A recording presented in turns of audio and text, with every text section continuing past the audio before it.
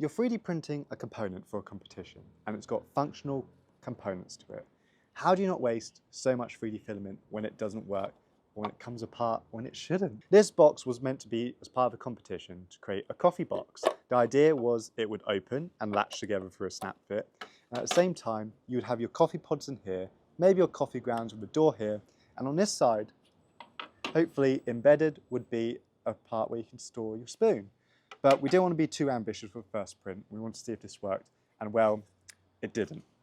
So the answer is, you scale your component down. You divide it into your function. Your first function would be along this hinge here, and that's kind of it opening and closing.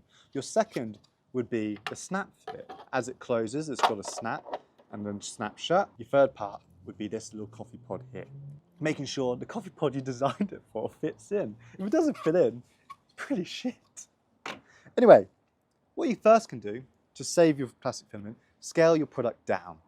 You might decide though to go something really small. Less than the size of my hand, took 20 minutes to print. But again, this bug, not a feature, appeared again. And it's because, well, you've scaled it down to less than the size.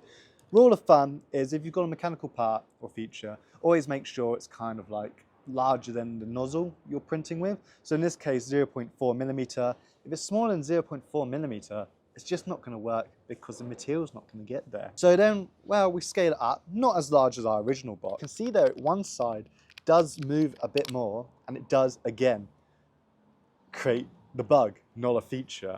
So we do it again, and we adjust our diameters and our tolerances. And we're getting better. Now it's actually getting there. As we're getting confident with it now, we've added our hip, our clasp. But we're just not quite there yet. It's almost there. And so we just got to keep doing this small little prototyping, adjusting every so often.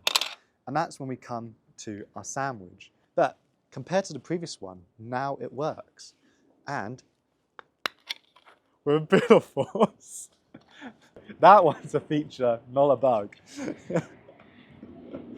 Anyway, this time, it closes shut.